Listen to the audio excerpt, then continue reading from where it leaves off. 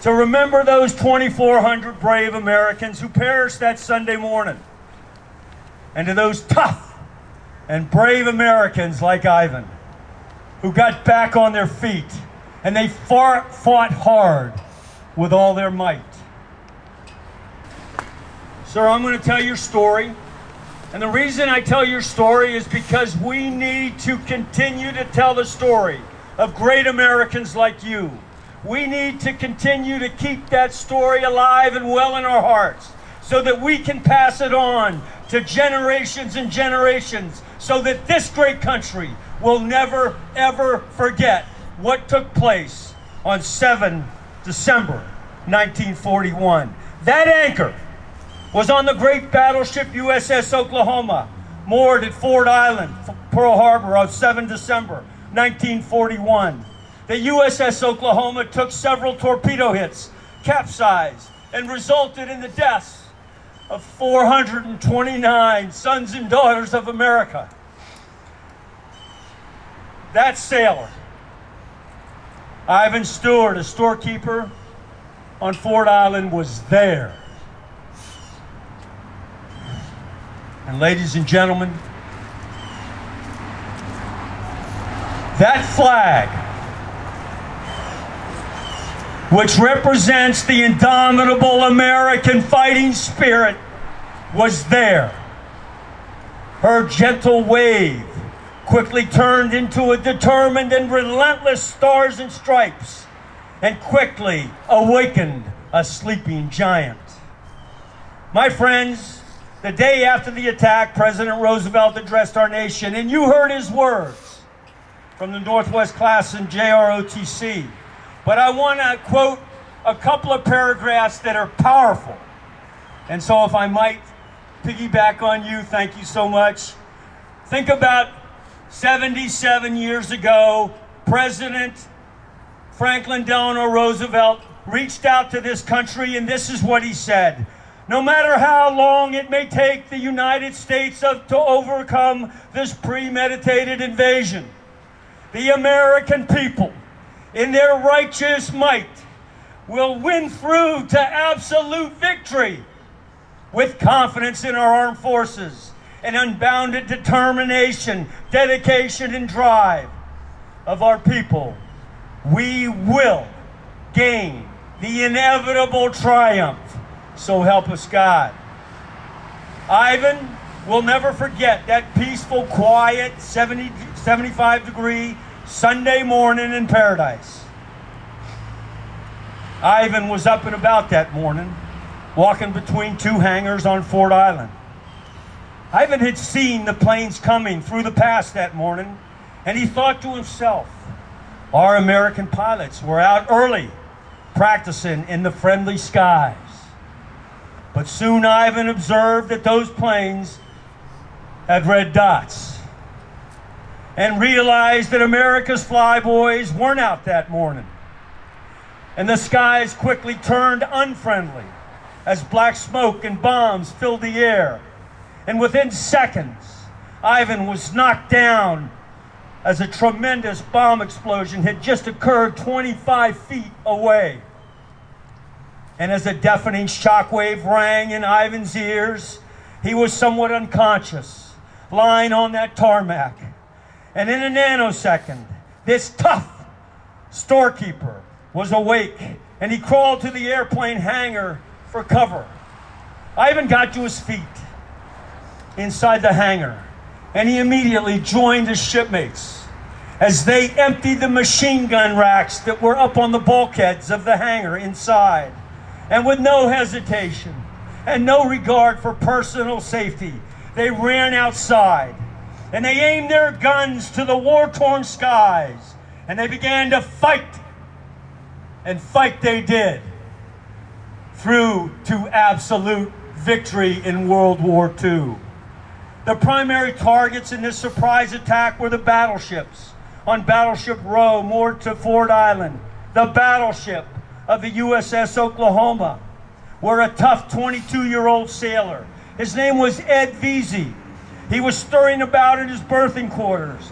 It was breakfast time as the sailors were headed to Waikiki Beach, or to church services. And in the same moment, when Ivan and his fellow sailors were fighting up on that flight line, a call came over the 1MC of the USS Oklahoma general announcing system, and this is what the sailors heard. General quarters, all hands, man your battle stations. And in an instant, Ed Vesey, a gunner's mate, ran topside to his gun turret as torpedoes slammed into the hull of the Oklahoma. Ed and his gun crew fought back with that gun turret. Airplanes were everywhere. Wheeler Army Airfield, Naval Station Pearl Harbor, and Hickam Air Force Base, all were under attack. And soon the USS Oklahoma hull began to break apart, and it flipped over, and many of the crew inside were trapped. Gunner's mate Vesey jumped into the hot, fiery, oily waters as the ship flipped and turned, and he began to swim toward the Ford Island seawall. Aircraft mechanic Clarence Gilbert was in the barracks at the time on Ford Island as well. And Clarence ripped up sheets off the beds, and he tied the ends of the sheets together, and he ran down to the seawall, and he threw those sheets over the side of the seawall into the hot waters below. Ivan Stewart, having no more ammunition, he emptied his shells into the air. He ran down to the seawall as well. And as ships were capsizing in the hot waters below, Ivan reached down to pull sailors and Marines to shore with his bare hands. And Clarence pulled shipmates up from the water as well. Extraordinary, extraordinary valor. And never, ever quit, indomitable American attitude. Gunner's mate Ed Vesey was believed to be the last Oklahoman to survive the sinking of the USS Oklahoma, and he passed away in Moore, Oklahoma 3 years ago. And mechanic Clarence Gilbert was a prisoner of war for 1.5 years in Japan, and he retired after a 20-year career before making Oklahoma his home. And storekeeper Ivan Stewart, he made Chief Petty Officer at 20 years of age, becoming perhaps the youngest to achieve this prestigious rank of the Chief. And oh, by the way, before Ivan ran out of ammunition up on Ford Island flight line, he and his buddies and the indomitable American fighting spirit shot down a Japanese Zero. Today, we all are Americans, Oklahomans, gathered here at the anchor of the great battleship USS Oklahoma to remember the tremendous sacrifice of that day that lives in infamy, and to remember the indomitable fighting Americans like Ivan, like Jimmy's husband, like Clarence, like Ed, who got back up on their feet, and they turned those horrible and deliberate sounds of war into the sound of victory. Young, tough sailors like Ivan, Clarence, and Ed, who along with millions of Americans answered a call to fight and protect and defend and win. Ladies and gentlemen, we live in the greatest country this world has ever seen. We are blessed. And let me tell you, we were great then, we are great now, and we will always be great as long as we have Americans like Ivan.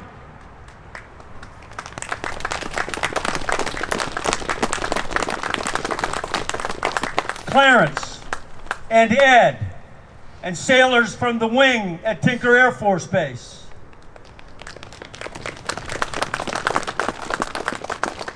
and young students like you kids from the JROTC at Northwest Class, and we have veterans all scattered throughout the audience that are here today. We will always remain great because all of you, at one time in your life, you raised your right hand and you swore voluntarily to protect and defend the Constitution of the United States. And you all will keep that light burning bright in your hearts. In this country, life, liberty, and the pursuit of happiness means something. The land of opportunity and the American dream means something. And we will fight with all our might because freedom is who we are. We love freedom. Ivan and Clarence and Ed asked not what their country could do for them, but that man asked what he could do for his country. Ladies and gentlemen, this nation will never forget the brave men and women who paid the ultimate sacrifice. And we will never forget those who have served and fought so valiantly and inspired and made possible our future and today. Right now we have hundreds and thousands of brave Americans, including my son and my daughter, stationed in every corner on this planet to stabilize world events, to project power, to fly the flag of democracy and decency and freedom, and to fight this global war on terror. And so to Ivan and others who were there on the 7th of December 1941, Ivan, thank you. Thank you for staying the course, leading the fight, and winning the war. And thank you for your incredible service during a time of great peril.